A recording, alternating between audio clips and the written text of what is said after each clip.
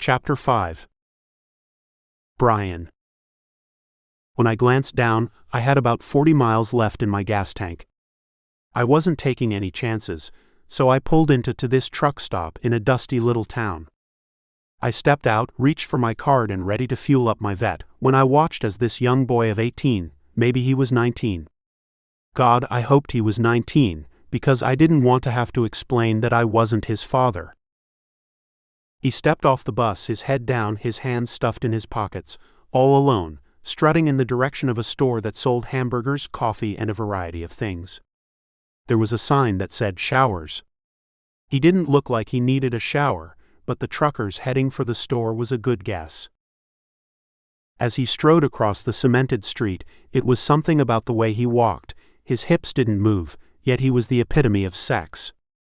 He embodied the meaning of it, not because he was young, but it was something about him that said, "Look at me, I'm what you need."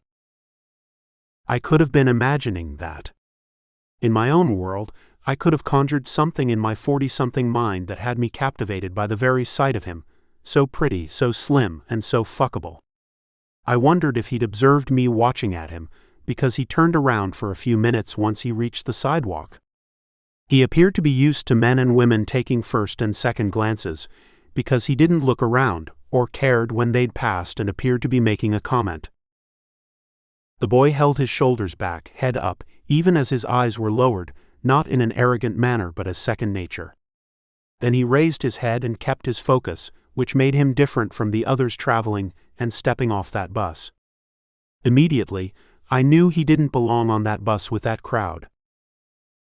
Yet as he stood back and opened the door of the store for the women and a man to enter before him, he never behaved as if he wasn't one of them.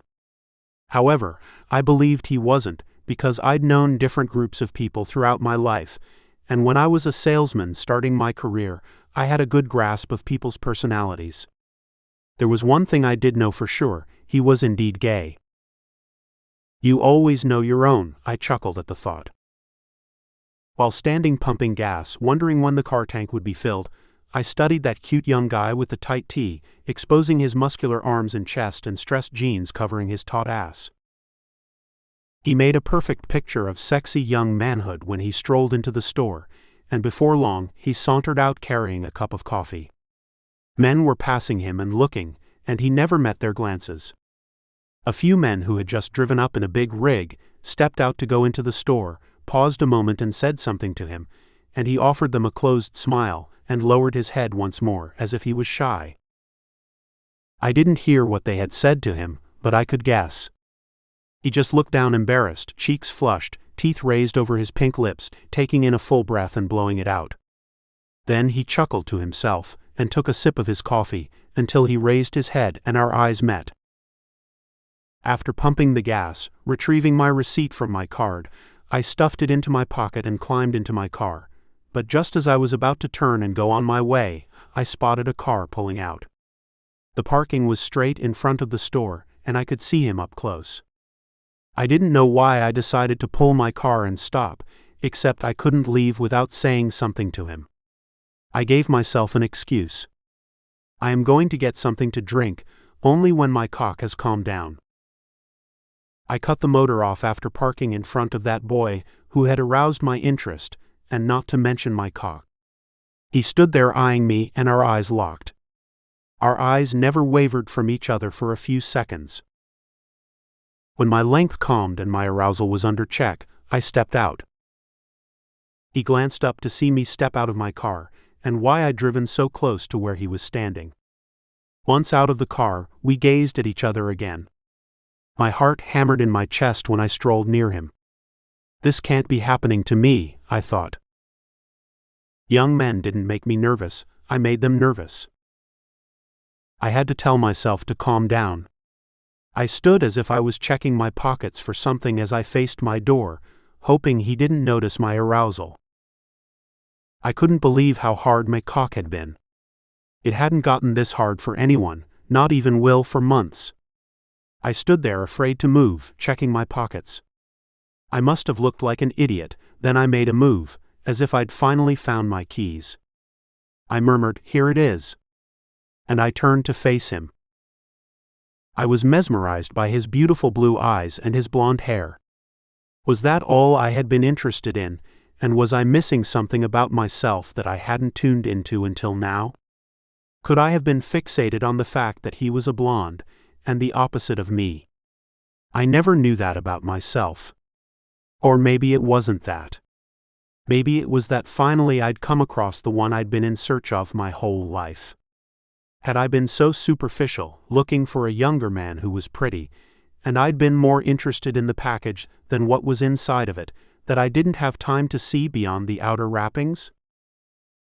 When I was younger, I had to prove myself by working hard, accumulating wealth, because I wasn't as good-looking and attractive as my brother and the gay men I'd come in contact with. I had been trying to prove something to myself since I was very young, and now I was facing myself for the first time in many years.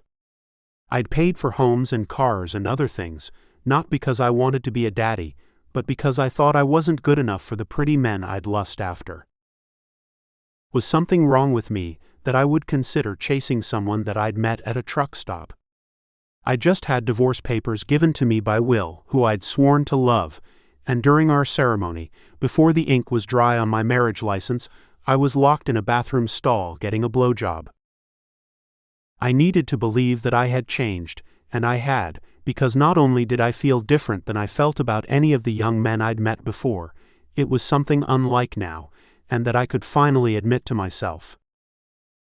Nevertheless, I'd come to understand that all the fooling around wasn't because something was missing inside me, and I thought I wasn't attractive as I thought I should be, but because I hadn't met anyone that had stirred passion and feelings in me the way this young man had just done at one glance. Stepping up to him, my eyes following his, I slanted my head and said, "Do you want?" and he cut me off. Not even I knew what I'd planned on saying, but it must have been in the nature of, "Do you need anything? Do you need a ride or money?" But that never escaped my mouth because he shut me down. I don't need anything from a stranger. I'm not here to pick up men. I just want a light. I don't have one. My name is Brian. I held out my hand and he looked down at it and placed his small palm inside my large hands.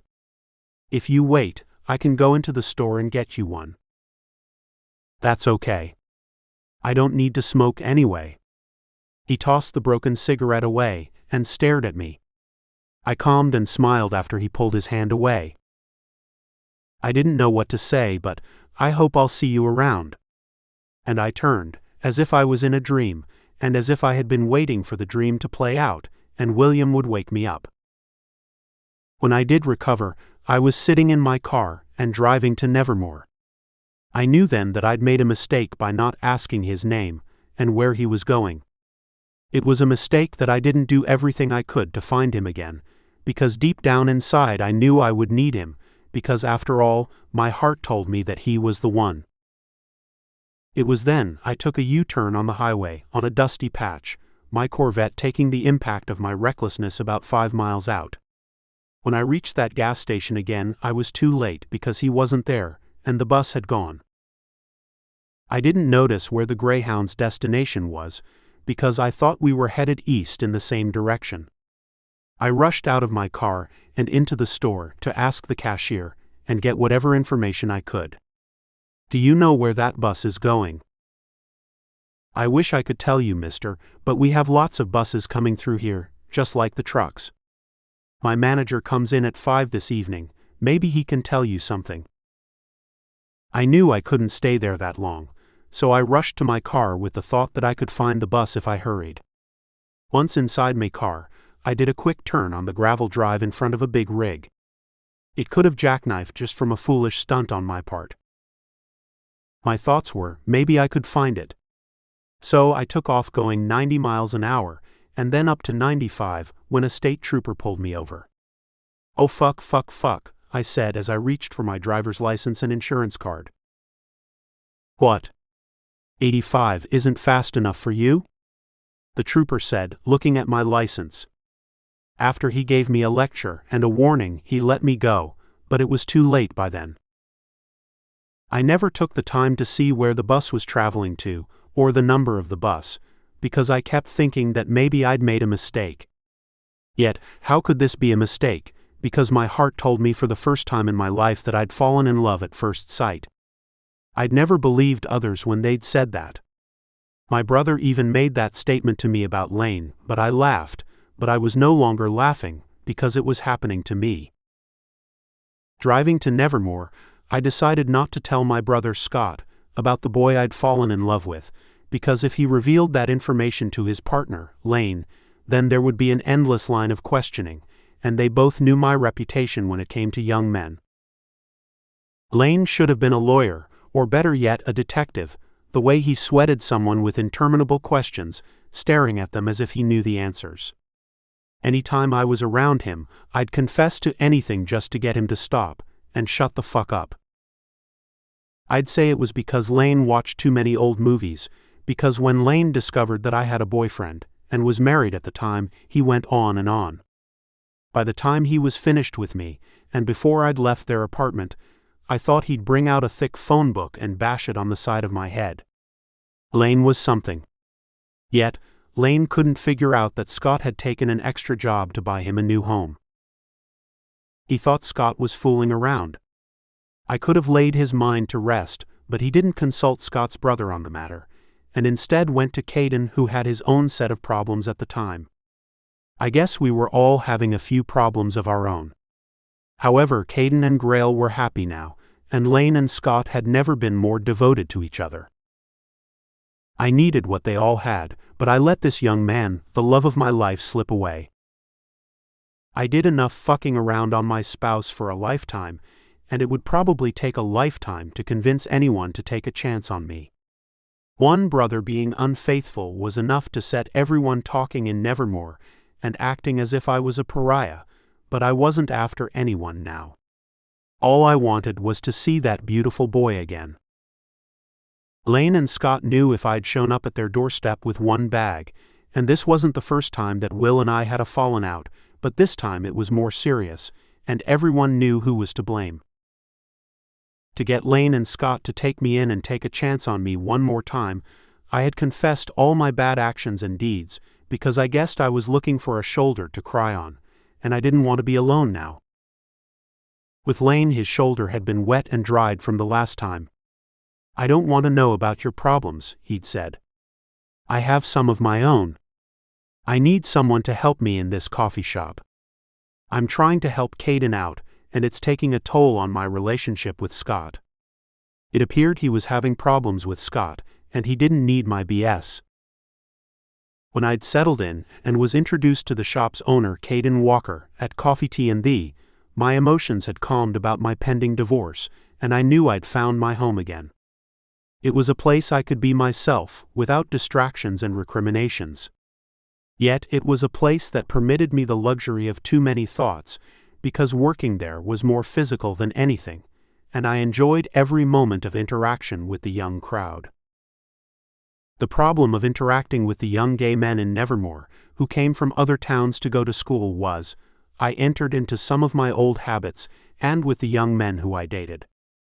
I had been searching for that young man at the truck stop, the one I could never rid myself of his picture, the pretty shy boy who wasn't looking for anything from me, and the one I wanted to give everything to, even if he didn't want it. I tried to work through my pain by lying, and saying it was my marriage breaking up that had me in the doldrums, but it was the boy who had finally slipped through my hands. All the other men I'd met, I had an empty feeling for them, and I knew I would be out looking for someone to fill that hollowness. He was the one where I couldn't get his face out of my mind, and those eyes, I saw him in every blue-eyed boy his age that I came into contact with at Coffee, Tea and Thee, but they weren't him. This young man who brought light into my heart, and had me smiling when I wanted to cry, this was the one. If I could ever find him again, I would love him to the end of my days, I thought.